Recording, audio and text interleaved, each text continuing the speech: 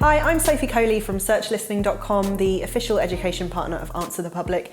In this video, I'm going to show you one of the new pro features, and that will enable you to hide unwanted suggestions or whole branches from your Answer the Public reports.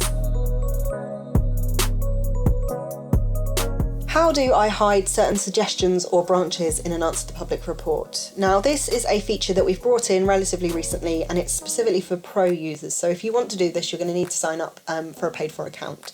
And the real benefit of it is that, as you will know if you're a frequent user of the tool, sometimes you will see weird stuff in there that you just don't want. It might be that you're passing the report on to someone else and you just want them to focus on the good that's in there. It may be that you've used a term that has a couple of meanings, so something like the word reading. In the UK there is a place called Reading. It's spelled exactly the same, so if I was running a report on reading, I would probably see a load of stuff around Reading coming back, which I wouldn't actually want in my report. So to be able to strip that out in the tool rather than having to export the data and take it out myself manually is really, really useful. Equally, I've said it before and I will say it again, we at Answer the Public aren't doing any sort of quality control on the data. The data comes from Google's suggestions. Sometimes there will be weird stuff in there and we can't do anything about that. So as I said, the ability to get rid of any of that is really, really useful. So to show you how to do it, I'm signed in as a pro user right now. I'm going to go with Apple. I'm going to go with Apple because it's one of those examples like Reading and reading. It can be quite ambiguous. So I've run Apple as my report. I will just let it load up. So you'll see it loads in the visualization view. So to be able to actually start editing what I see in this report, I just need to dip into the data view. One thing to say is that there is a slight bug sometimes with the tool. I'm signed in as a pro user, and actually what I would expect to see here is another button that says hide. If you are signed in as a pro user and you just see image, just refresh the page once you've run the report, as I will do now. If I go back into data, you'll see I've got the hide box now. So let's look at that R branch. I've run Apple. As I said, it could be the tech company, it could be the fruit. Let's imagine that I actually just want data on the tech company. So if I'm looking at this R box, the first lot are definitely about the tech company.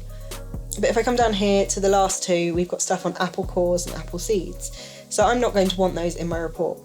And you'll see as I hover over them, I've got this minus button. So I can just click on those and you'll see it doesn't delete them all together. It's not that you can't get them back. It just grays out those terms at the end of the box.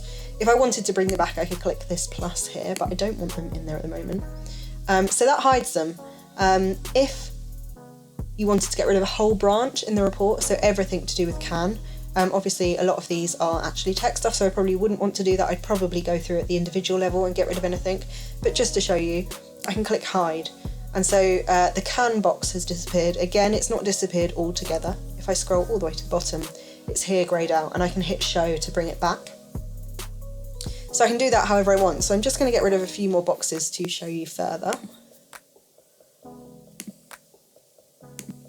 So now I have R, I've got when, I've got where, I've got who and why and will. And this actually, you don't just have to do it in the data view, it carries through into the visualization now. So if I go back, you'll see I only have those branches on my wheel that I left in my data view. And it was the R branch where I got rid of a few of the terms that were about apple seeds and apple cores, and you'll see they're no longer there. So it's a really nice way that you can get these wheels completely custom. You can get them really small and skinny if you think they're quite overwhelming and they've got too much in at the moment, so that you can just have exactly what it is that you find really interesting and pertinent and insightful. So yeah, do it in the data view. You can go back into the visualization view once you've done your customization, or you can leave it like that.